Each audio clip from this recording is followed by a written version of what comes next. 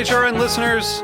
As we celebrate our 15th year, we are deepening our commitment to giving voice to the next generation of food systems storytellers, and we need your help.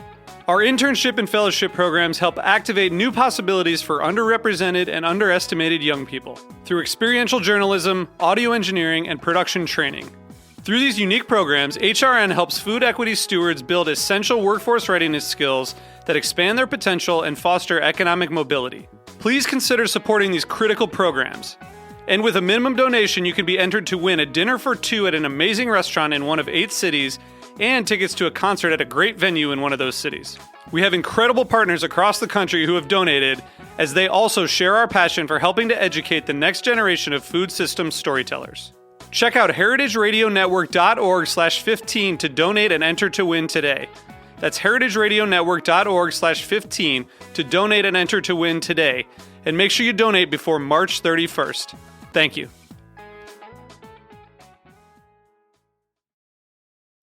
This episode is brought to you by Bin to Table, a monthly food subscription service for folks who want to cook with the best pantry ingredients on the planet.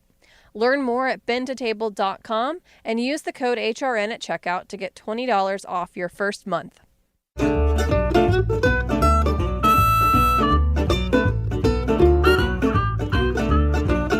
Welcome to Jupiter's Almanac. I'm Matthew Rayford, the great-great-great-grandson of Jupiter Gilliard, a former slave who bought the land I now farm in Georgia nearly 150 years ago. Through the years, my ancestors have passed on some essential and hard-earned wisdom about growing and producing the food we eat. It's my great honor to share that inheritance and to invite other farmers from Georgia and around the country to share their tips with you.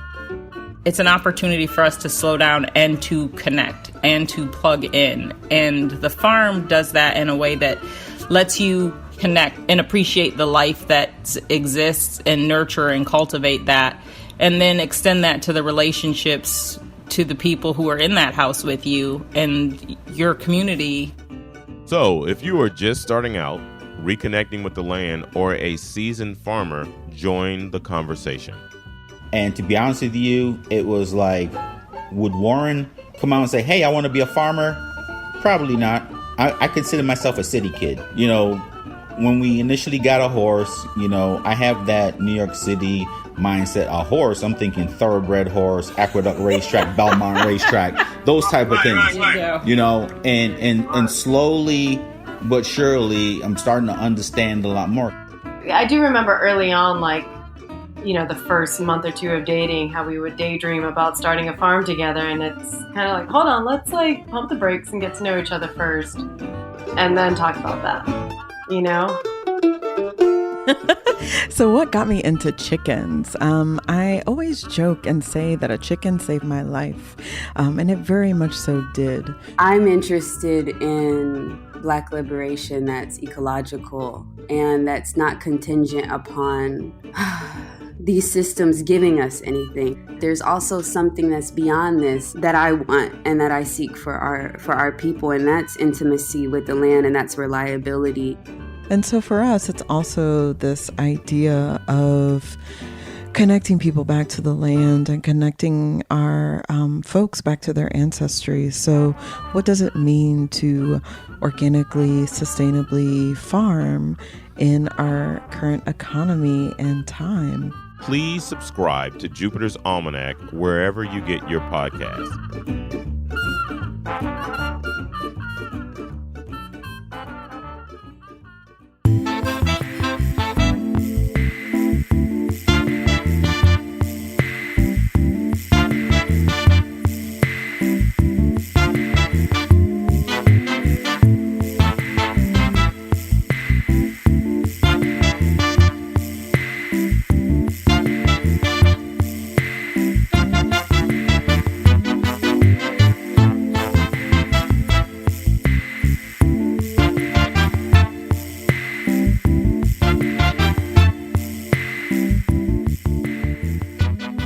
Welcome to the Grape Nation, your weekly wine journey. Our guest is Patrick Cappiello. We'll talk to Patrick about the transition from Som to winemaker. We'll talk about the California fires, spend a lot of time on Monte Cellars, and more. We'll taste the Lodi Old Vine Zin and Patrick's Skull Red Blend for our weekly wine sip. I'm your host, Sam Benrubi. Stay with us for the Grape Nation on the Heritage Radio Network. We bring wine to the people. Patrick Cappiello has been in the wine biz for almost 30 years, and he ain't an old guy. He's been an award-winning sommelier, restaurant owner, and wine importer distributor. Patrick is now the owner winemaker of his own wine label, Monte Cellars in Sonoma County, with partner Pax Molly. Patrick crafts wine from grapes in the spirit of old California, a style lacking of oak and high alcohol with pure fruit and high acid. Welcome back to the Grape Nation, Patrick. Thank you for having me, Sam. It's great to be back. Due to the COVID-19 virus, we're doing a remote broadcast via Zencaster. Patrick, you are out in Sonoma and Sebastopol, true? I am. I'm in the heart of Sebastopol right now. Now, physically, you're not sitting in some dining room or office. Where are you right now? I'm in the winery. Okay. Yeah, so there'll be you may hear some forklift noise, but the Wi-Fi and cell technology in West County of Sonoma is problematic at best, so we find the spots where we can actually get signals when we do this sort of stuff and just go with it. So yeah, sorry if there's some we'll be noise. all right. So not only are we going to talk about how you're making wine, we're going to hear it in the background, true? Yes, you can hear it happening right now. Things banging around. Yeah.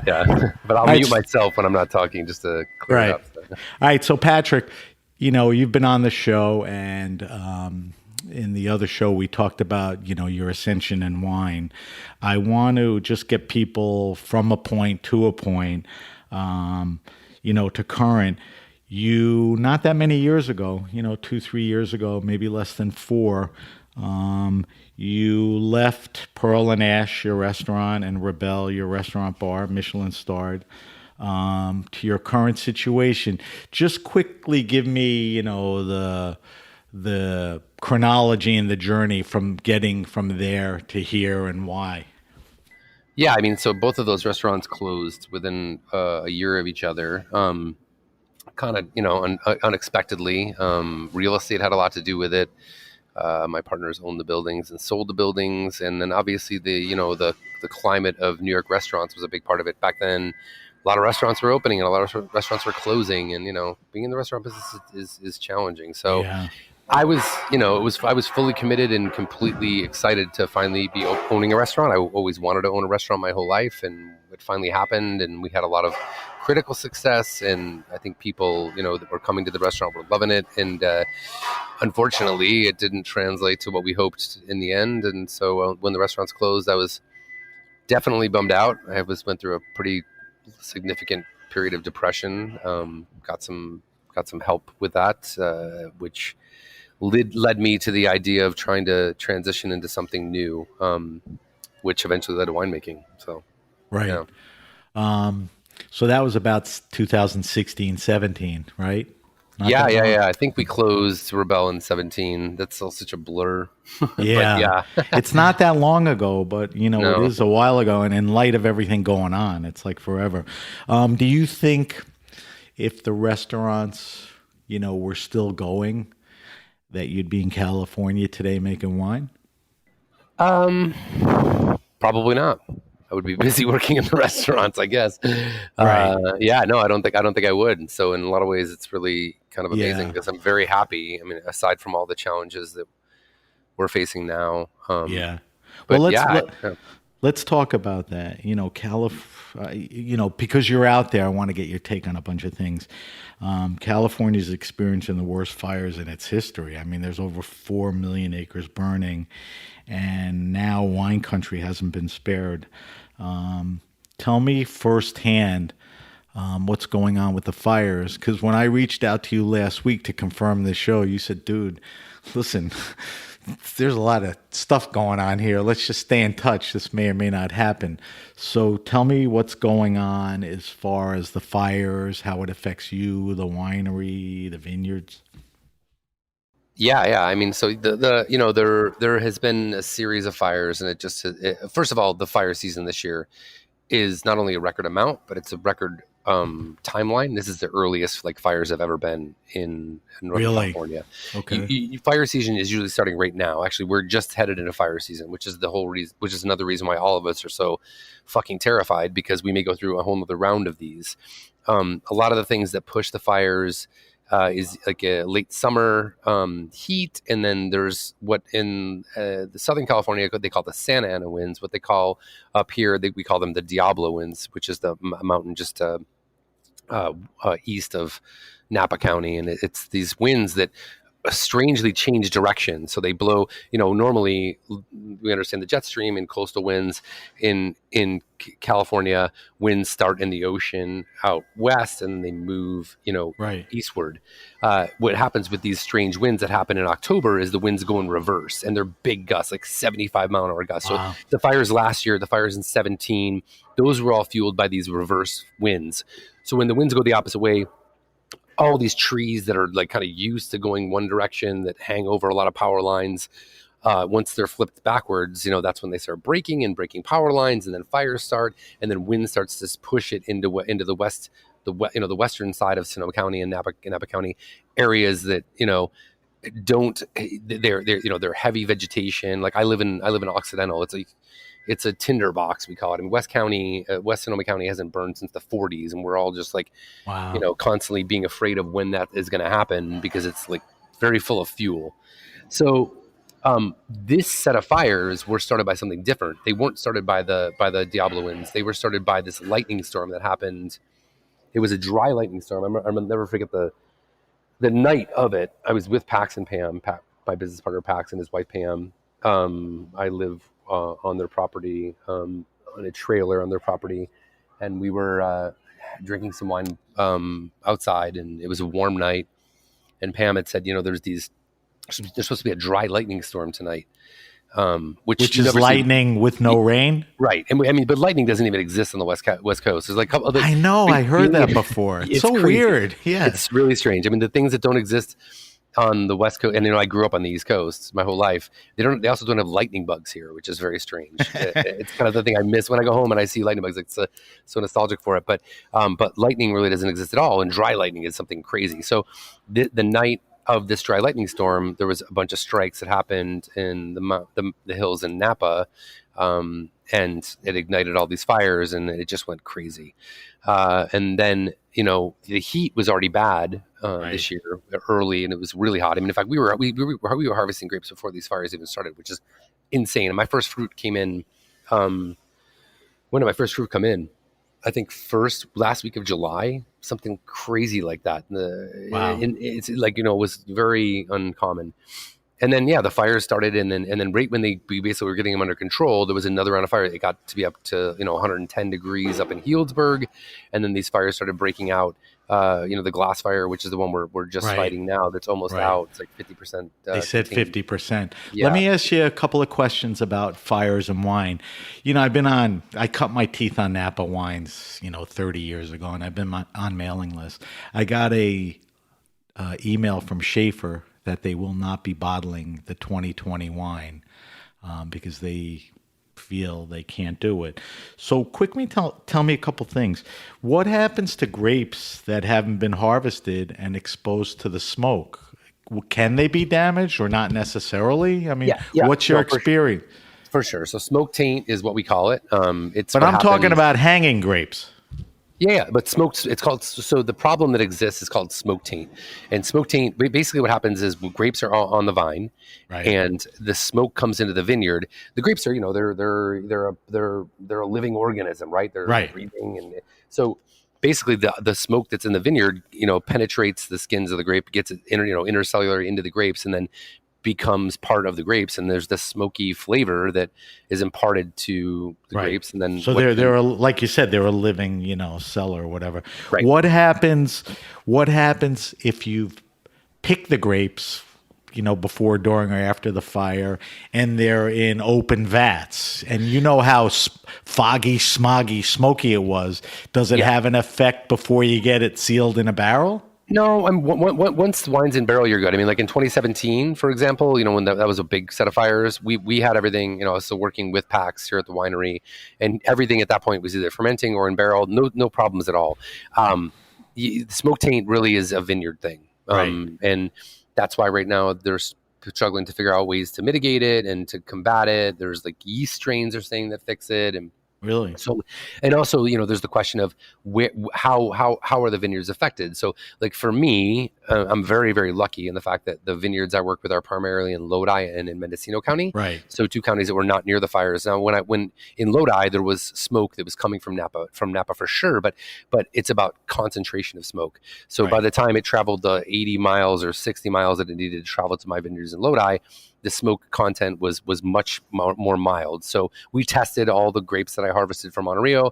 I have no smoke taint in my wines, and there are a lot of people that are miraculously are getting that in Napa and in Sonoma, a few places, but uncommon in those areas, especially in Napa. Yeah. Not that I want to try and get people uninterested in drinking wines from any vintage. I mean, it's just one of those things where everybody is going to be dealing with it. I mean, there's a wait list at the lab here, ETS Labs, which just does all of our testing.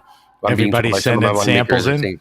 Yeah. What's that? Everyone's sending samples in. Yeah, it's like they're saying it's like a 30-day turnaround to know. Jesus Christ. Yeah, so it's like, yeah. I mean, it's now, a problem, but it's not the first time. Oh wait, no, there was I know. smoke, and it's just every year now. Last thing, when you plant a vineyard, fires or no fires, it takes 3, 4, 5, 7, 8 years before, you could pull grapes off and make wine, whatever, people's schedules are.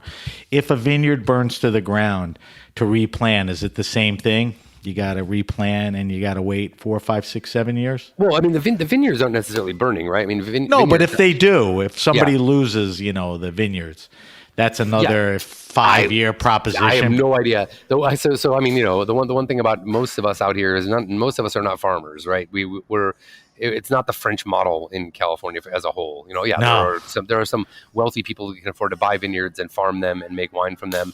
But most of us are young people who are, we work with farmers that are farming the vineyards for us, and we're collaborating with them on what we want in the end to harvest. But I have I couldn't even answer that question. Yeah. I mean, when we talk about Monte Rio, we'll talk about, you mentioned Lodi and Mendocino. We'll talk about, the farms and the vineyards you get wine from. I'm just curious, moving on, how has your life been, for you and for, the growth of Monte Rio during the pandemic? I know you've been bi-coastal. I guess you were kind of stuck in New York for a little bit.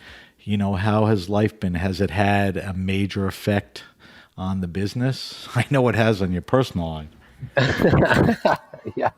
Well, my COVID journey, I was, what was it? I think on February 14th, which is Valentine's Day. I saw the Melvin show in the Mystic Theater in Petaluma.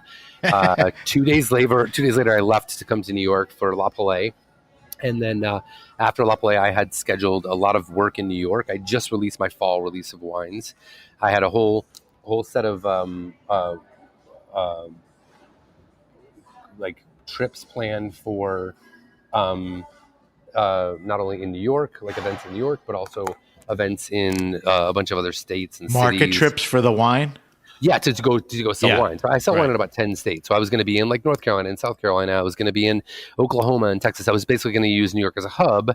Right. That way I could work. I just switched to start working with David Bowler, who's my distributor in New York now, which I was very excited about. And I had planned all these events. I was going to do wine dinners and just everything I could do. Anything you normally do when you're not making wine as a winemaker to try and, to sell your wine. That's the other half of it, right? Once you make it, you got to sell it. So I had a lot of stuff planned and a lot of sales trips planned, but I was going to be based in New York. And then after La Palais, I remember all of a sudden things were just getting kind of weird. And I remember being not really, like all of us, I think we kind of knew about COVID, but it wasn't really something any of us were as concerned. I had a few friends that were definitely more aware and, a little probably even telling me, but I wasn't taking it as seriously at that point with it actually being a threat as we all are now. But anyhow, so I was in New York and I mean, all of a sudden everything was shutting down. Isn't it crazy? Attacks and being like, hey, I don't know what I'm going to do. He's like, well, dude, if you're going to come, like, you got to come now, because like from what I hear, things are only going to get worse, and especially in New York. And I'm like, yeah, you're right. So I was like, well, I wanted to give it a week and see. I was figuring, restaurants might be open in a week or two, and and then 2 weeks later, it was like, it escalated, hundreds of people dying a day, and Pax was like, yeah, you know what, you're good. You should just stay where you are. And all my sales trips got canceled, and so basically, I had no ability to do anything that I had planned, and I found myself kind of trapped in my 5th floor walk-up apartment, wearing eating a hazmat suit to go shopping and eating pork chops, with Lysol making wipes, steak, just like everything we were all doing, Yeah. And so I just kind of, leaned into it, tried to have some fun. All my friends from California were sending me wines to drink, which was really awesome. But, I'm alone in my apartment, so a bottle of wine went down a lot quicker than it probably should have most of the time. But right. we did were the all dealing with not, it, so we dealt with it. Did not making the market trips affect business, or things worked out okay? Oh, I mean, yeah. I mean, what's happening with the wine market right now, for these people that I work with, and people that I'm in contact with in California, restaurants are a huge part of what we do and who we sell wine to, right? Right. And a lot of the winemakers that I make wines that are a little bit higher end than what I do. And so, the retail wine world is much different than the restaurant wine world. And yes, big companies like Constellation, these big companies that mass produce heavily chemically made wines that, they churn out, like the way tens of Budweiser thousands brews of cases. beer. Yeah. It's it's easy for them to make wines that are cheap, but when you're a person like Scott Schultz who makes Joli Lade, like it's one guy, and he's Right. working with really amazingly farmed vineyards, and he's putting a lot of care into handcrafting his wines, just like I try to do, or I believe I do. So you got the wines wind up costing more money as a result. Right. When you're not like, adding when you don't have a big company behind you, you need to pay yourself and need to feed yourself. So anyway, a lot of these small producers whose wines are, mainly in restaurants, retail for 30 to 35, $40 a bottle, things started to get challenging because, their distributors are small. They're not working with Southern Wine and Spirits or any of these big distributors that own Total Wine and Bevmo and all these fucking places, Right. That just spit out wine, these wine factories. So it's hard for us to compete in that level. And when all of a sudden everybody was stuck at home and they weren't going to restaurants, we had to figure out a way to sell our wine. And we can all sell wine direct to our consumers, but we have an earmarked a fair amount of wine for the marketplace, and from that, a lot of it is restaurants. So Right. now getting retail stores to pay attention to us, and probably half of them are pissed that we never paid attention to them in the beginning. So rightful on them not to want to talk to us. But now we find ourselves scrambling to try and reconnect with Right. buyers and retail stores that maybe we weren't paying attention to before. So Right. it makes it hard. I see. You were gracious enough to send me wine at the end of the show. We do a thing called the Weekly Wine Sip, but I got 2 bottles here. David Gordon packed them up at Bowler and shipped them out, and they showed up today, which was great. So let's quickly talk about one wine, and then at the end of the show, we'll talk about the other wine. I got a glass in front of me of the MRC, Monte Rio Cellars, red wine. It's the black label with the white skull. It's a blend. Talk to me quickly about this wine. It's the 2019. Right. So that's the first vintage we made that wine. So kind of almost piggybacking on what I was saying, like understand before COVID hit, I already felt like there was a lack of California wine that was being produced, handcrafted by caring people, and we're able to compete at that level of like $20 and under. How do we compete with Constellation and any of these big fucking brands that just own these things? So I wanted to make a wine like that. So Pax and I did a lot of research. The one thing we realized is we had to go to Lodi to look for fruit, or Mendocino, kind of outside of Sonoma County, to look at vineyards that were old vineyards that they had produced great fruit, but were from appellations that maybe were less paid attention to, and the fruit's much less expensive. So we did that, straight away, and then Wait, wasn't there a perception that like Lodi and Mendocino were commodity vineyards and all the big, wines came out of there? Well, they did, but also look at Ravenswood. Ravenswood was making wine out of there, and then Bedrock who's Joel Peterson's son, who had Bedrock, who had Ravenswood. He's making one of their Tegan Pascalaco, who has Sandlands. Right. Like it was already started. I'm not the first person to go to Lodi for sure, but I think I'm helping the cause. But the vineyards are fucking amazing, Sam. Yeah. They're old. I mean, the Zinfandel, the Old Vine Zinfandel, which we're going to taste later, that's a vineyard planted in the 30s. Which is also some of that wine is in that blend. So that blend in front of you is a Zinfandel vineyard planted in the 30s. It's a Mission vineyard planted in the 40s, and it's a Petit Syrah vineyard planted in the 60s. So all super old vines. 3 varietals that probably most people don't think about as being blended together. But what's the predominant? It's mainly Petit grape Syrah. It's 50% Petit Syrah, 30% Mission, and 20% Zinfandel. So it's kind of a deep, purple, a little, translucence on the end, beautiful nose.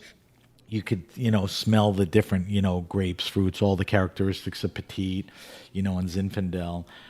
It's got a beautiful mouthfeel, and it's delicious. It's a little crunchy. It's fresh. You could feel the acidity. It's, for a 19 for a young wine, I'm like, how the hell am I going to mask this grapey shit that he sent me?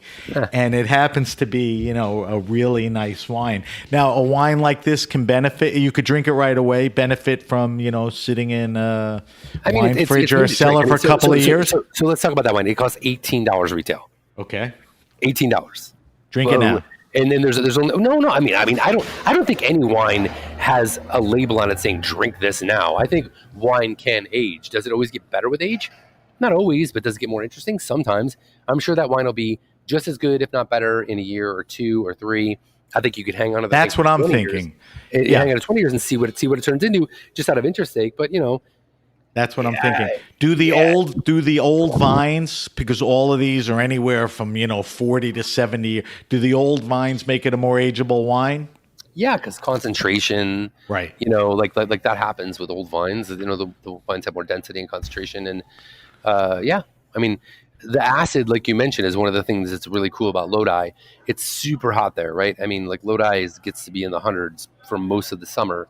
But in the evenings, it gets down to like 50 degrees. It's a huge shift in temperature. So that acidity is really retained by that fact. Right. So I think I'm hanging on to a lot of the wines. I'm trying to keep an old library just for my own interest, but obviously to share with people as time goes on. So I'll let you know how the wines age. But I'm curious. This tastes like it. It could hang around a bit. There's nothing that my desire is for you to buy a case of it and drink it as your nightly wine. That's what it's intended to be. Right. If a couple of bottles get lost, let's see what they're like. All right. Before we get into Monte Rio Cellars, you and I have spent many emails and phone calls talking about the pandemic and protests and how they've accentuated, the lack of diversity and equality, certainly in wine and hospitality, our industry. I saw at some point you said that you've been a champion of women, which is, a big deal because women have been underserved in wine. But looking back, it really hasn't been women of color, which is honest. We've seen a lot of activism and credible voices. Our friends Miguel de Leon, Julia Coney, Tahira Habibi, they're all making specific and proactive messages towards the problem. When I talk to somebody like you who's sort of plugged into this, what can you do? And then, what can we do, to make our industry better? And, any step in the right direction is a good step. What do you think? Yeah. I think you and I talked about it. I mean, I was supposed to be coming on, your first episode, and there was a lot happening. Right. And my concern was, who wants to listen to 2 white dudes talk about wine? And we backed away. Yeah, totally. And you were so, I'm glad that you were on the same page as me. I mean, things have happened in stages in the wine world, right? For sure, a white male dominated industry, whether it was in the production or in the service or in all of it, just like so many industries. And, Right. you know, a lot of people were blind to that realization, and still are. I mean, you know, I get pushed back all the time. You know, my social media is pretty aggressive towards, you know, the Black Lives Matter movement and Right. being progressive in changing things in our industry and in the world. And, you know, it's a scary thing, especially to white dudes who have money and power. They don't like that. But, Right. you know, and there's a lot of reason that people in the wine industry have been less vocal. And it's because rich white dudes buy wine, but I don't give a fuck about that. You know, if my statements upset you and you don't want to buy my wine, go fuck yourself. That's how I feel. So be it. I don't want to racist as a client anyway. But you know, I mean, I've learned a lot. I think that you know, I was raised in a very religious household and understood empathy and caring and love and compassion and all of these things. But understanding my white privilege and my inherent racist tendencies took a while. And I think, you know, reading books like White Privilege and, you know, How to Be an Anti-Racist, books that really helped me understand in my older age things I needed to fix about myself, really opened my eyes. And, you know, I mean, we talked about women that I've hired, you know, Kim Precaution, who you know, Right. Kate Karuk, but also in Philadelphia, Adanessa Mpoke is an African-American, Black, but also African-American girl who we hired as an assistant somm and took over the program at Walnut Street Cafe after Caitlin left, and now is at Friday, Saturday, Sunday. You know, it was, and this was years ago that we hired Eddie, and you know, so I feel like, yeah, at some point I started to realize the importance to diversify. You know, we had some Asian Americans that worked for us at Pearl and Ash, but understanding, you know, that same desire I had to bring women into the industry, I probably needed to be focusing more on BIPOC sommeliers as well. And, you know, it was complicated because it was hard to connect with and I think at some point understand the community that was out there that was interested in this. And I think that was one of the things that a lot of white men were leaning on. Well, I don't know who those people are. And, you know, but here's the, you know, the point is like, you have to do the work, right? There are people of every color that are interested in wine. And, you know, if we are the people that wield the power, if we're the people that are the, you know, that are the gatekeepers for this, it's our responsibility to go out and do the work to find people of color to help diversify our community.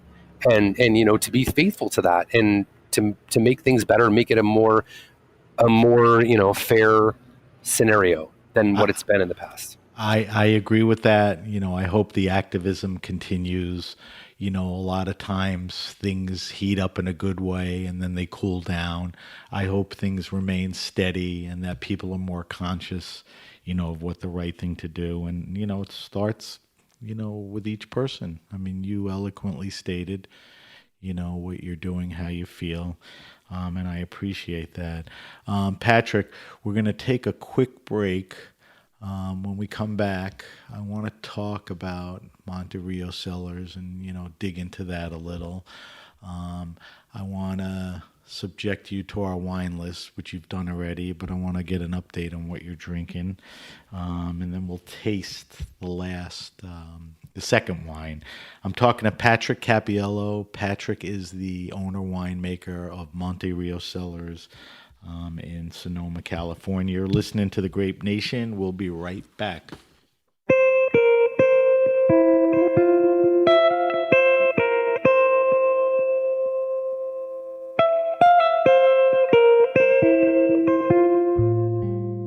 This episode is brought to you by Bin to Table, a monthly food subscription service for folks who want to cook with the best pantry ingredients on the planet, founded by Ben Simon. After working for President Obama, Ben spent 5 years traveling the world for Greenpeace, campaigning on climate change and sustainable agriculture. He always kept his eye out for delicious food to bring back home.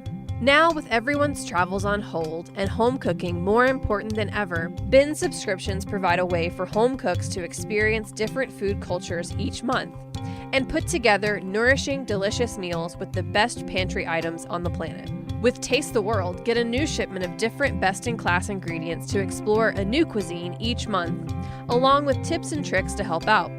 We're talking delicious single-origin spices, cold-pressed olive oil, beautiful sauces, and lots of ways to use them. There's also an essential subscription, which gets you a delicious assortment of heirloom, hard-to-find recipe staples. You can also get both each month with the full Bend to Table box subscription. Learn more at bendtotable.com and use the code HRN at checkout to get $20 off your first month, and Bend to Table will donate $10 to HRN.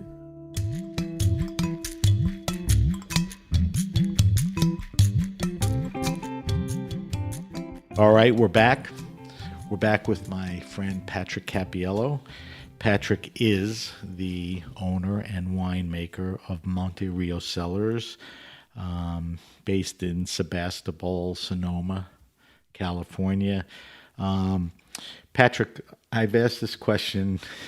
I've done almost 200 interviews. So I've asked this question dozens of times. Why is it that all sommeliers want to make wine? What was your reason? You talked about it a little, because of the progressions from Pearl and Ash and Rebelle, but what else? I mean, I think, one of the things as sommeliers that we do probably more than anyone else in the industry is travel to wine regions and meet with winemakers, not only in their cellars, but in our restaurants. And the more time you spend with winemakers, the more you realize what a magical thing it is that they're able to do and how lucky they are to do it. And, when you're working on so I was a sommelier working on the floor until I was 45. It's a pretty long time. Like Roger de Gorham's got me beat for sure. There are a few others that are, that have done it for as long, but I was a floor somm for that long. And I started when I was 28, 29. So at some point you kind of want to get off the floor. Yeah. And, you can go into the wholesale side, or that's an option, but I don't know. I mean, I think... So wait, part of it is it's grueling, and it's hard to sustain that kind of, existence or lifestyle, right? I mean, fair? Yeah. I mean, you can't have a family. I mean, Yeah. I'm divorced and have been in and out of several relationships since then. I'm barely able to get my laundry done, let alone, and especially when I was working in restaurants. But let's not worry about that during the pandemic. When things clear up, we'll get you out there. We'll fix you up on a couple of dates, all right? Yeah, thanks. I appreciate it. Yeah. But yeah, I mean, I think it's the business and the intrigue of wine and, being exposed to guys like Jean Gonan and, all the Burgundy guys. It's just captivating, right? Of course it is. Yeah. I mean, you look at their lifestyle, it seems pretty nice. Yeah. But and then now that I'm on the other side of it, I will say it does. I mean, harvest is 3 very grueling months, 7 days a week, 15 hours a day. Like you definitely put your time in. And then once that's done, then you have to go out and sell the wine. So, winemaking is not any easier or more glamorous or more, there's a romance with it for sure. It's a creative outlet. For me, that was the thing. Like I thought, what am I actually creating as a sommelier? Yeah, I'm creating a wine list, and I'm giving people memories. But what am I doing that actually like is something? And I feel like I've always felt that I was a creative person, but never felt like I had a really creative outlet. So you that could only go so far as a somm. Yeah. Yeah. Tell me how Monterey came about. I mean, obviously, when the restaurants closed and you went through a period of time where you had time to think about it, and you've known Pax for a long time, so you had exposure to that. How does this thing, kind of come together and gel and grow? Well, I mean, Pax and I had the conversation mainly when we'd had too much to drink for many years. Isn't that how it works? Yeah, I mean, I think that's how all great ideas come together. Yeah, unfortunately. But yeah, we had talked about it for a long time, and Pax loves me and would do anything for me. He's one of my most loyal, true friends, and I'm interested for me because I have you. How did you meet Pax? I mean, when was the first time? Obviously, both of you are in the business, but when was that time you met him and you became friends? How far does that go? We met when I worked at Veritas. So I started in Veritas in 2005 after I left Rebecca Grill. And, his wines back then were a little different stylistically. He was a sweetheart of Robert Parker's reviews. And he loved those big wines. Parker. Right. Yeah. And Park B. Smith, who owned Veritas, was close with Robert Parker and would buy whatever wines Parker loved. So he had a lot of Pax wines on the list. So I was serving Pax's wines like crazy when I started there. And then Pax would come in with his then partner, who was friends with Park Smith. And we met then. And we would, at tastings, say hello and kind of friends. But it wasn't until I opened Pearl and Ash that Pax and I really reconnected and started becoming truly amazing friends. And he would just come to the bar and hang out. And we just started spending more and more time together. We realized, a lot of the things that we liked in common. We love music, it's just like we like the same kind of wines. It just was one of those things where it was a guy who I had a connection with, but the more time I spent with him, the more I realized, hey, this guy's like, really a kindred spirit, like Matt Conway from Mark Forgione. Yeah. Ryan He's Mills, a sweetheart. People that just other people that I had similar things in common with. And then the relationships continued to grow when I started coming out and working harvest, hanging out during harvest, I guess is more like it. But spending time out here, and then he really, kind of like got me excited about California. And then through him, I met this girl that kind of like pulled me into Sonoma County fully. And then it was kind of like it all kind of evolved from that. That was kind of like between him and my ex-girlfriend, Sarah Morgenstern. Right. Those two things were the reasons that kind of brought me out here. Right. And really solidified my idea of wanting to make wine. So that was kind of that thing. Probably better you broke up with Sarah than Pax, but we won't get into that. Sarah broke up with me. Okay. Hey, you didn't have to say that. For some reason, I'm not surprised. Just kidding. All right, listen to me. You said before, you're a small brand, and we know. I mean, we'll get into, all the wines and how much of it you make. And, what's interesting to me is you alluded to it, and I even want you to get into it more, is you got to do everything yourself. I mean, you really got to make the wine, clean the tanks, labels, bottling trucks. And then you got to go to Oklahoma and convince, the biggest guy who's into sort of, cool wines to buy it. Tell me how you have Monte Rio set up. I mean, let me close my eyes and imagine, okay, you went out there. Tell me, how it's set up. I mean, you're sharing, a winery and a crush pad. How do you get wines to market? Just give me, a little background on that.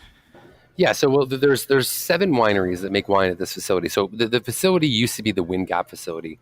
Pax stopped making Wind Gap 2 years ago. And then after Wind Gap went away, there was a lot more room in the cellar. So he started inviting friends to come and make wine here. Now, Scott Schultz from Jolie Labe was already making wine here because he was the assistant winemaker for years. Jamie Pax? He was the assistant for Pax? Yeah, he was. Okay. The assistant winemaker legacy was Duncan from Arno Roberts, then Ryan Glab from Rhyme, and then Scotty Schultz from Jolie Labe, then Jamie Motley from Jamie Motley Wines. And now Rosalind Reynolds is the new assistant winemaker who makes Emmy wines. Pretty good alumnus. Amazing. No, I mean, I think those people are known, not entirely because of, but for sure in part with their relationship with Pax and the fact that Pax has mentored them in their winemaking. You know what I mean? Pax is an amazing winemaker. 20 years in the business, for me, makes Syrah that has in many blind tastings held up to some of the best Syrahs produced in France. Yeah, he's serious business. What was it? The 16 or the 18? I mean, Galoni gave it 100 points, right? 16 for some of those sides. Yeah. So this facility has all those people I mentioned and a few other people. Rain, which is Carlo Mondavi, Robert Mondavi's grandson, makes his wine Rain here. Right. Martha Stoneman, one of my mentors and great friends, she makes her wines here. Jason Rupert has a little label called Ardeur, which is really taken off now. I feel like I'm forgetting somebody in that group, and I'm sorry if I did, but it's all right. I think I have everybody. But yeah, so all of these people, it's an amazing little, almost like a commune. You know what I mean? Where we help each other, we rely on each other, we look for advice from each other. It really is a creative, kind of a cool creative outlet when we're all using the same equipment and sharing and just doing things. Like right now behind me, there's 3 different wineries doing 5 different things. You can hear them in the background. Right. Scott Schultz, and it's one of those things. It's an amazing community. But for me, Pax is my business partner and my partner on Monte Rio, and Pax is mentoring me in my winemaking. Pax is here to make sure that the wines, he's the insurance policy to make sure I'm not fucking up the wines. Right. Like we every morning we have a meeting and go through what's happening with all the wines, and he talks to me about the things that he thinks we should do and why. And every year I learn more and more and more, and now I'm able to make some calls on my own. But for the most part, it's a collaborative thing. Pax is there to make sure we get things in the right order. I do pretty much all of the work. Like, that's one of the things that's for sure. I'm here every morning at 7 a.m. and climbing barrels and barreling down wine and foot crushing stuff. And all the physical labor is happening because it's also stuff that I need to master as part of the winemaking, world. It's the thing that's so hard when you're a sommelier and you're making wine. So many sommeliers, quote unquote, make wine, but most of them are just like slapping their labels on wine that they're being made. I did not want to do that. I never wanted to do that. I always wanted to actually make the wine. I want to be the intricate, the most important part of the process as far as like getting things done and orchestrating it. And all right, so let's go through that process. So you're contracting the grapes. We talked about the fact that you're getting the grapes from Lodi and Mendocino, and there's a lot of great people making wine there, and there's a lot of great growers, among everyone else. Talk to me about two things: farming practices and cellar practices. What do you demand of the people that you contract your grapes from? So we only work with farmers that are farming organically. That's the one standard, at least practicing organically. Right. Certification is very expensive. Right. And for the farmers we're working with to get certified, our fruit costs would only go up. So in the end, I'm trusting and being actively involved with what they're doing to ensure that we're working organically. But it makes us be able to make wines that are as affordable as we do. If we wanted to have work with a certified, I have one certified biodynamic farmer. It's the most expensive fruit that I made. It's my French Colombard, and there's a reason it's French Colombard and it costs as much as it does. But so organics is the most important thing in the vineyard. In the winery, we it's all natural yeast fermentations. It's a super low intervention. We use sulfur minimally, if not at all. There's no inoculation, no enzyme inclusion. We're basically, just we're protecting the wine in any way that we can in order to make the cleanest, most delicious, most appealing wines that are food friendly and exciting. But you're leaving a few things out that I want you to tell me about. Is it true you do whole cluster? Yes. So all of our carbonic maceration. Right. So all and of our neutral barrels. So I want you to explain to my listeners, what all that is. So everything is whole cluster, mainly because cleaning it as stemmer is a fucking pain in the ass. But tell everyone what whole cluster is. It's the stems and whatever. Yeah. So when you bring in when grapes are harvested by hand, like ours are, they come in with grapes on the stems, just like if you were to buy a bag of table grapes, on those stems. A lot of winemakers believe that taking the grapes off the stems is the best way to create wines that are clean and fresh and not green and all these things, a million reasons why people destem. The winemakers and the reason why we don't destem, we just take those whole clusters, we put them into some sort of a sealed environment. So whether it's a tank or a bin, whatever, we add a little dry ice to the top of it to create a layer of gas to protect the wines, and we give it about 10 days in that situation. And naturally, within each grape, a fermentation happens. So the little fermentation is happening in this grape, which is carbonic, and they kind of explode, and the juice starts to come out. And then after 10 days, we press it, and then the juice comes out. We let it finish fermenting in like a concrete or a stainless situation. And then after the fermentation is done, we take that fermented juice, we put it into old wood barrels, and then let it age for either 5 or 10 months, depending on if it's an early bottling or a late bottling. And then that's it. It's really kind of and it's the one recipe we stick to. Destemming is something I don't want to do because I like Gonon, I like Darden Rebo, I like Dujac, I like producers that are working with only whole cluster kind of stuff. So, all right. So 3 quick questions. Yeah. What characters or characteristics do the stems add to the wine? They create, like, it's just fresher, right? It's fresher. I mean, if you think about what happens if you pull a stem off a grape, you're like piercing a hole in it, right? So you're going to do a lot of things when it happens. You're going to cause fermentation to start faster. The wines are going to get richer. They're not going to have that vibrancy. The stems also add some flavor, which some people would complain and say stemmy flavors in in wines occurs because of whole cluster fermentation, but it's not, it's one of those things where I don't know. Some people agree, some people don't. I'm not a big believer that there's a greenness that goes to stems. I think that's so silly. I've heard of winemakers that actually take the stems off, destem the fruit, and then ripen the stems on in the sun, and then put it back in the wine, which is fucking insane. That's high intervention. Now on carbonic maceration, is it the dry ice that adds the CO2, or do you have to add CO2? So it's for sure the dry ice is the dry ice puts CO2 in the wine. Okay. Put CO2 in the actual container, and what that does is prevents oxidation or the fermentation kind of going south. So you need that veil of protection over the wine. Does it create any physical pressure, on the grape, or not necessarily? No. I mean, okay. It just turns the oxygen into CO2 essentially. And then once the fermentation starts, you don't need to add the dry ice anymore because the fermentation is giving off CO2, which is now then protecting the fermentation itself. But keeping oxygen out, just like we all know, you know what I mean? Like opening a bottle of wine, put it in, seeing it change when it's exposed to oxygen. It can also have a negative effect when it comes to the winemaking side because you're accelerating it. Right. Let's talk about the grapes. You're getting the grapes from Lodi and Mendocino. You talked about, getting some really nice old vine stuff. Is that a condition just of cost? I mean, are there grapes other places you'd love to have, but the cost is prohibitive? Yeah, I mean, I'm working in Lodi because I want to make a bottle that costs a bottle of wine that costs $18. So it is. It's a price thing. But not just because also Lodi's magical. I mean, it's one of the oldest winemaking regions in California, and if you look at what the tradition of that area, it's pretty special. And I think the one thing that people don't realize is that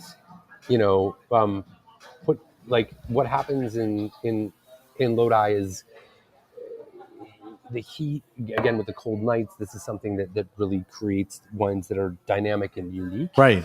And I think for varietals like Zinfandel, it really makes sense. Would I want to work with a farmer growing Pinot Noir in Lodi? Probably not. It's probably not the best climate for it. So too high. Yeah. Yeah. I think Lodi. I stand by my belief that Lodi is a great place to grow grapes. And all right, so let's talk about the grapes. We mentioned, and we'll get to it. We mentioned there's Petite Syrah in the Skull Red blend. We mentioned there's Zinfandel in there. We're going to taste the Zinfandel in a few minutes. Let's get to some of the interesting grapes. The Mission grape. You're doing Primitivo, Colombard.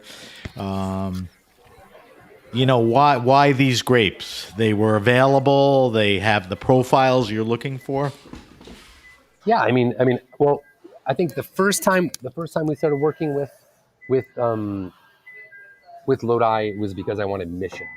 That was the thing. Like, when I first started that played into your sort of ideal of what you wanted to do. That's how I met the farmer that I now work with, who I get the other grapes from as well. So his Mission Vineyard, Brock Cellars, BROC, right? BROC, yeah. So Brock Cellars makes one from there, and Brockway was the one who introduced us to Mike. And then after I met Mike said, "Well, I have this old Zinfandel vineyard, and I have this great Petite Syrah vineyard. If you're interested," I was like, "Yeah, totally. I'd love to work with those as well." So I went out, met him, walked the vineyards, was super excited about what I saw. And that's when we decided to make, the Zinfandel and the. Describe the Mission grape. When you ask, a French winemaker to describe, Cab Franc and Petit Verdot versus Merlot, they're very specific. Describe the Mission grape. What would people expect? Yeah, I mean, it's not like any other wine you can possibly even. It's the fucking craziest wine. The craziest grape ever. I mean, the clusters are huge and spaced out. They almost look like table grapes. Table grapes. There's white and red clusters, in the bunches. It's strange. The and taste wise, I mean, what do you? Is there? It's like a light-bodied red wine. It's somewhere between a rose. It's almost like a rose. It's somewhere between a rosé and a super super light-bodied red wine. Right. Trying to think of the lightest bodied red wine, something like Pulsard from the Jura. Right. It's kind of similar to what it is. Right. Yeah, And I mean, it's a grape it's grown in a few places down in Mexico and in Chile. They call it Pais. PAIS, Yeah, exactly. which is also in What's that? Spain. What's it called in Spain? In the Canary Islands or in Spain, yeah, Listo Negra is the Lista grotto there. Negra. Right. Yeah, so that's where it came from. So the journey, basically the Spanish missionaries in the 1800s when they were planting vineyards for basically communion wine, this was the grape they were planting, and that's why the Californians called it mission, because the missionaries were planting this crazy grape, and it existed for a long time. There's a lot less vineyards than there was. There are a few really old. I know of the legend of a few vineyards that were planted in the late 1800s. We're actually pursuing one of those vineyards right now to try and work with. But yeah, I mean, for me, I wanted the philosophy of Monterey, right, is old California. That's why the label is basically like an homage to the old Charles Krug labels. In naming it after one of the oldest, most iconic towns in West County, Monterey. Just the whole feel of it. So yeah, you definitely get the vibe from the label. Now, what's the difference between Zinfandel and Primitivo? Isn't Primitivo genetically, similar to Zinfandel? Well, there's a couple different forms of Zinfandel in California. Okay. There is a Primitivo clone that's been traced back, and that Primitivo that I make is that Primitivo clone that was planted younger in this vineyard where I am. The older vines, they haven't traced back to. Actually, I don't think Davis has done a tracking on it, but that old is probably not the Primitivo clone. It's probably a different clone. So Zinfandel is actually kind of like it's almost like a Petit Syrah. Like Petit Syrah is like Durif, right? It's just we named it something at some point. It looked like Syrah. Somebody says, well, it sounds like Little Syrah. This is called Petit Syrah. Zinfandel there's a couple different grapes that are really what Zinfandel is. The Primitivo clone is probably one of the most famous ones and the one that we most refer to now because it's something we know. But there are other clones. The old vine Zin that you have in front of you is probably not a Primitivo clone, but the young vines that were planted there were. So I could have done old vine Zin and young vine Zin, but I thought it was cooler to, kind of like latch on to the Primitivo, the fact that it's a Primitivo clone and I don't know, like calling everything Zinfandel at some point seemed a little. No, I get that. Now, the other interesting grape which you mentioned, it's a white grape, is Colombard. Yeah. That's an unusual grape for California wines. Yeah, I mean, so Colombard comes from Armagnac. It's what they use. One of the grapes that they use to make Armagnac. So it's a high acid white grape that ripens very late. That's just been used for making grape spirits. But it appeared here in the 60s, I think, is when Colombard started arriving. 40s maybe, and it was mainly used for jug wine. Because it was one of these things that was really resilient to heat. It could grow in a lot of different climates. It was late ripening, so they could get really even ripeness. But it always had tons of acidity, which kind of made sense. Part of the blend of whatever they're making jug wines for, it was kind of the acid add. All right, and then you're making Piquette this year, right? My buddy Todd Cavallo was on the show. He brought me a can. I fell in love with it. Tell everybody what Piquette is. It's definitely different. Yeah. So Piquette, I made it for the first time in the 19 vintage. Actually, I made it because I tasted a bottle of Todd's Piquette at Pinch Chinese, my friend Miguel de Leon's place, and was completely blown away. And once I understood what it was, I was even more interested. So basically, it's almost like a second steep of a tea bag. Right. So you're taking the pressed grapes, you're putting it into a container, and then you're adding water and basically extracting the flavor and the sugar, the little bit of sugar that's left in it. And then after a couple of days, getting it off those skins and then creating a secondary fermentation. So it's a light-bodied, easygoing, and a lot of times you'll start a second fermentation to make it fizzy, just to add a little bit more, kind of intensity to it. But it's almost like a sour beer, is what I would compare it to. I love it. I mean, it's just a great change of pace, with all these canned wines. It's, it's terrific. I know yours comes in a bottle. It sort of has a yellow hue to it. Yeah, exactly. So those are the major grapes in Monte Rio. We'll talk about where you can get everything in a minute. We got about 8-9 minutes. In that time, I want to do the wine list. I want to taste the last wine. But before we get into that, I was just curious on your take on this, because you're you've always been involved with this. I mean, you've worked at the finest restaurants. You've been involved with La Paulée and La Fête du Champagne for many years. In light of everything going on with the pandemic and the industry and Miguel's pieces and all of that, when the world returns to some kind of normalcy, I mean, are these events going to be fine? Are they a little out of place? Are they necessary? Are they unnecessary? It sort of alludes to that white guy. What's your thoughts on that? And this is delicate. What's the exact question you're asking me, Sam? Do you think there's still a place for a La Paulée and a La Fête du Champagne? Yeah, I don't know. I mean, honestly, this past year, I told Daniel I just didn't want to be involved with it anymore, just because I need to be out in California and focus. I felt like I couldn't add to it, but I don't know. Yeah. I mean, I wish I don't love the idea that wine has become so much of that. You know what I mean? That was sort of the question. Wine has become that. It's not available. Yeah, to I mean, everyone. I don't make wine for those kind of people. I mean, I'll tell you what. There's not many people that go to La Paulée that are buying my wines. But you got the plausible credibility. We'll leave it at that. All right, let's jump into the wine list. Don't be long-winded on this. Don't be spontaneous. Don't ponder. I have 5 questions. I asked you these same questions a couple of years ago. So the first question is, what are you drinking now? What's in your fridge? What's on the table? What are you experimenting with? What are the seasons bringing for you? Give me a couple things. Yeah, I mean, well, I think what I'm drinking now is, I mean, actually, I've been drinking a lot of Beaujolais, and I feel like Beaujolais is the thing I said to you last time, but Beaujolais continues to be a standard for me, even though the wines are getting uncomfortably expensive to what they used to be. Yeah. Such a versatile grape. It's great with all kinds of food, and I agree. Yeah, you got a favorite or two? Yeah, I mean, I always love La Pierre is definitely one of my favorites. Yeah. Foillard, Pierre Coton is one that I really, really like a lot. I think those wines are pretty special. I mean, say no more. Yeah.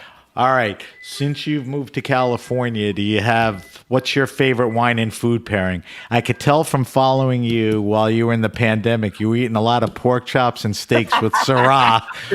What? Give me Patrick's favorite wine and food pairing today. Still the same? Well, we eat a lot of tacos. Actually, we use tacos for lunch. So what goes good with tacos? Beer. All right, I'll take that. We don't have a nice Modelo. All right.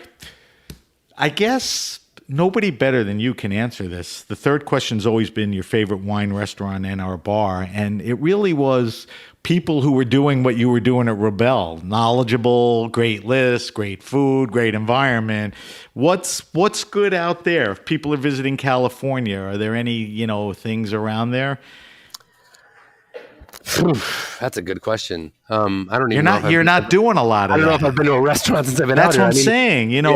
Yeah. I see you go to dive bars and stuff, but I mean, I don't even do that now because there's nothing open here.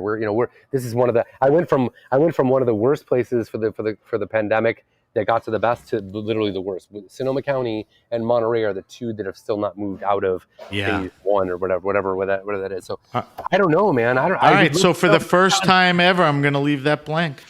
And I'm not mad at you for that. Thanks. All right. I don't know. I'm going to look back at this. I should have done it in prep for the show, but I won't. I asked you the question, what's your favorite all-time wine? And I think when I structured the question, I was just happy to get people like you guys in and ask you, what was the most expensive rare wine you ever drank? I don't give a crap about that anymore. The question is more morphed into, what's that wine that had an effect on you, that still resonates with you, that changed the way you, think? What's that wine? I mean, if you had to pick one or two. I mean, obviously I'm going to say, Gonon, because I think he's arguably the best winemaker on the planet. That's, that's the answer. Syrah from Saint Joseph. Yeah, but it's not just Saint Joseph. I mean, Darden Rebo, Graio, Gonon, those 3 guys, consistently wines that I drink all the time, consistently wines that I'm perplexed on the fact that they can make wines that are so delicious and yet. How long has Darden Rebo been around? Oh, I think they started in the 80s. The oldest bottle I've had from them is probably 89. Right. Yeah. They're pretty private. I visited there for the first time this past, the year before the pandemic, and had a really interesting experience, but that's for another that's for another time. But I love those wines. Love those. Yeah, those are all good ones, and I'm not surprised at your answers. The last question, and you can answer this from all your experience, but I think I'm going to point you in a direction. The question is, recommend the best wine around $15-20. Give me a red, give me a white. I always say that my kids are in their 20s. They can't bring crappy supermarket wine to a dinner as a gift. But they can't afford $40. So I'm going to put this under the umbrella of Monte Rio. Give me the best. So how much is the Colombard? $23. All right. So there's your white wine. How much is the Chardonnay? $23. Okay. So the white wines, best wine around $15, $20, $22 is Monte Rio Colombard, Monte Rio Chardonnay. And then on the red, give me your best recommendation. I mean, you said $18 for the MRC Skull, right? Yeah. Okay. But I don't think my wines are the best. But I mean, it's so hard to find wines at the price point now. That's the whole reason why I did this, because I'm so sick of fucking not being able to answer this question. You don't even write me and ask me. I'm answering it for you. So I'm going to say MRC Skull, and give me one more red in that price point. I mean, I would say,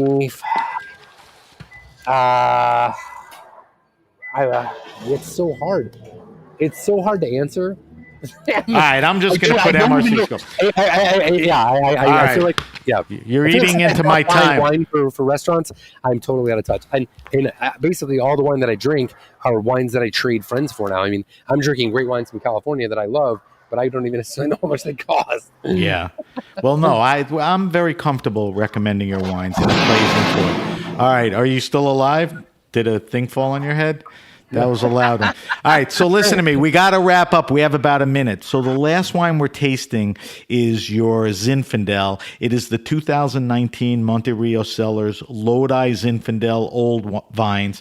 Tell me a little about this. This is one of the vineyards with, vines dating back to the 30s, 40s? Right. The vineyard's planted in the 30s. This was all carbonic, 13% alcohol. The goal here was to, the inspiration for a lot of these wines was one wine. Dardo Rebo makes a wine called Cesse de Pruntep, so it's the wine of spring. It used to be the wine I would have told you was the best $18 bottle of wine, but now the wine costs like $35 fucking dollars. Probably thanks to my habits of telling people about it. Well, you're right, and all your other friends. Yeah, exactly. So, but that idea of carbonic whole cluster wines, fresh wines, was the reason why I wanted to do all of what I did with Monte Rio. But this Zinfandel was the one, because people are like, oh, Zinfandel, it's 14.5% alcohol, it's got a lot of oak, it's so rich and dense, and blah blah blah. And I'm like, I never understood why that was the recipe you had to use for Zinfandel. Why couldn't you make carbonic? So why couldn't you harvest it earlier? So I'm tasting it right now, and I am checking everything you said. I'm checking all those boxes. It's got that great Zinfandel flavor. It's very fresh. It's got nice acidity. It doesn't have that, thick Zinfandel cloying mouthfeel. It's not dark and rich. It's got a nice deep color, but it's not, this staining wine. The acidities are nice. I mean, it's just for people who love Zinfandel. Here's an opportunity to drink something that really is a fresh, delicious wine. What would you pair this with? I mean, I think the cool thing about this wine is it's versatile. You know what I mean? Like a pork chop would be great. Yeah, no, pork chop's perfect. Well, you would know. You've practiced that a dozen times. No, but you're right, because it is a meat. It does have some fat and body, but this complements it really nice, and I agree with that.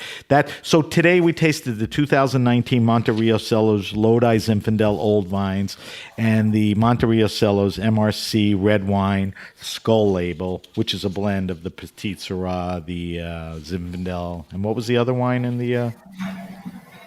the skull?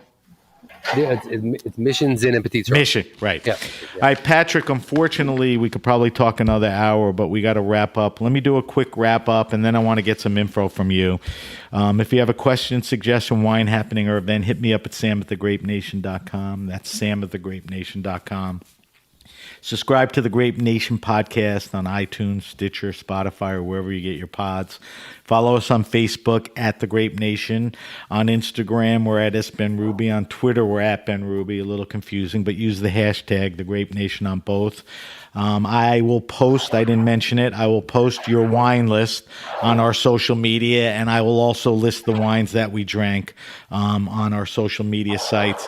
Patrick, if we want to get more information or we want to buy Monte Rio wines, where do we go? I mean, there's a lot of retail stores, in all the states that we're selling it and that have it. Wine Searcher is a great way to do it. But in New York, Verve, and in California, and they will ship anywhere in the country. Obviously, on my website, MonterioCellars.com, you can buy it from as well. But there's a great bunch of boutique wine shops in New York area that are carrying it, and I think cool. What I always tell everybody, Ben, when people ask me that, I say, go to your favorite wine shop and tell them to buy the wine for you. That's they all. They all have access to the fucking wines. If it's you the really type want to of support your winemaker, right, go out and make your wine shop buy the wines. That's the most helpful thing you can do for us. If it's the type of shop you and I like, he'd probably have it anyway, or he would get it. Maybe not. All right. Well, it's one day. All right. And if we want to follow Monte Rio and you on social media, give me some handles. At MonterioCellars.com, and I am at PatrickWine.com. No, not .com, but yeah, at Patrick Wine. I mean, at Patrick Wine. All right. One last thing. My friends Julia, Michael, and Jeff, they put together Vines for Votes. That's VINES, the number 4, and votes. They're having an online wine auction October 12th through the 16th to raise money for the ACLU and their voting right initiatives in Texas. They're going to raise money via 80 lots of wine valued at over $50,000. Please go to www.vinesforvotes, that's the number 4 in there, .org. For more information, and on Instagram, it's Vine for Votes. I even donated a little lot of 4 cool wines. I want to thank our guest and our friend, Patrick Cappiello. Congratulations and good luck on Monte Rio. Only continued success and health. We will check back with you. Thank you for doing this. We were supposed to talk a couple months ago, but, I vowed to stay with you, and I'm glad we got to get together. Thank you to our engineer, Amanda, and everyone at the Heritage Radio Network. I'm Sam Ben-Ruby, and you've been listening to The Grape Nation.